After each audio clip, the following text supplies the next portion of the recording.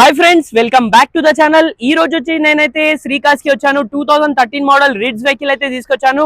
Diesel variant లో ఈ vehicle available ఉంది. వెల్ మెయింటైన్ ఉంది. వెహికల్ కి ఇంటీరియర్ ఎక్స్టీరియర్ చూపిస్తాను. ఎటువంటి యాక్సిడెంట్ కానీ ఫ్లడెడ్ ఏవి లేవు. వెహికల్ అయితే చాలా అంటే చాలా బాగుందండి. VDI డీజిల్ వేరియంట్ లో రిడ్జ్ వెహికల్ ఇంత నీట్ చాలా రేర్ గా దొరుకుతుంది.